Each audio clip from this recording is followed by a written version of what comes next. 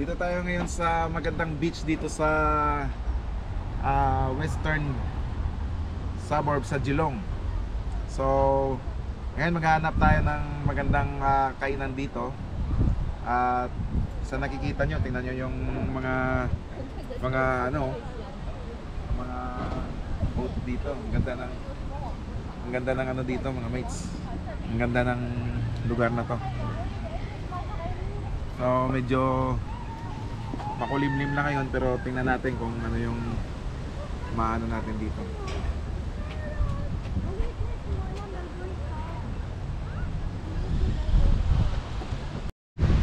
Yan mga mates, baka gusto nyo sumakay dito, open no?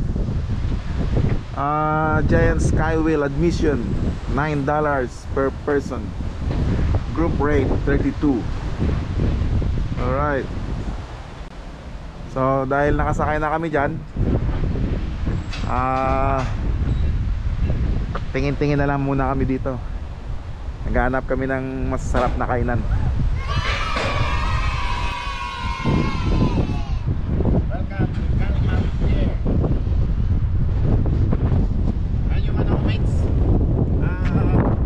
Bibilhin ko na na yate pag manalo ako sa loto. Papasakayin ko si Maring Idol Emiliana Badillo dito. Yan, yung sasakay ka doon sa sa flyer na yan, sa ferries, sa Geelong Ferries. Dadalhin kita sa sa kagubatan. Yan mga mates, ito pala yung mga fishing charter. Kung gusto nyong sumakay dyan, may bayad yan, mga 4 hours, siguro mga $90 pag mag fishing kayo sa sa laot. Yan ang minimum yata yan, mga 4 to 3 hours yan. At saka group kayo, normally libre na yung dyan, ang breakfast o kaya lunch. Sila na yung magpo-provide ng lahat ng mga kailangan na charter fishing. Yan yung gusto kong sakyan sa susunod. Yung fishing ko, iniwan ko sa sasakyan dahil nag-fishing kami doon sa ibang spot. Wala kaming may nakuha. At saka mahangin. So ngayon, medyo gutom-gutom na ng konti. Kailangan na nating mag-recharge. Ito yung napili natin kanina, na Geelong Boathouse. Tira tayo ng masarap na fish and chips doon sa loob. Cheers. Ano mga mates, ito yung order natin, fish and chips. $33 lahat to.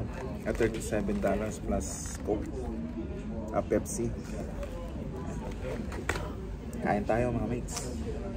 Dito kami pumasok sa loob dahil umulan. Ito, calamari. Sarap niyan mga mates.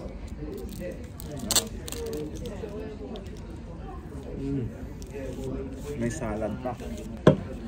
Ang daling lugar dito dahil puro mga usi yung kumakain, matatanda. Kami lang yung mga bata. Salad, calamari, chips, saka may fish and chips doon. Sausawan.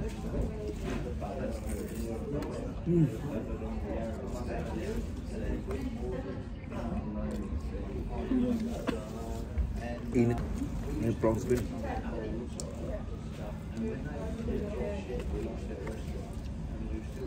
Lakad kami mga more than mga 1 hour siguro punta dito. 30 minutes. Pagkatapos nito, gala-gala lang ng konti. Uwi naman.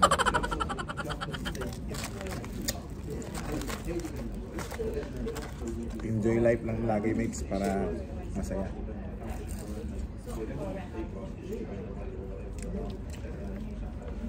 Saka kain na ng kain kung ano yung pwede niyong kainin.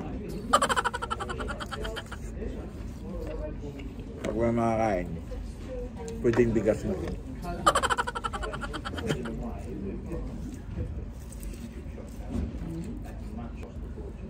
God bless po Sir Allison, sana gumaling na yung misis mo.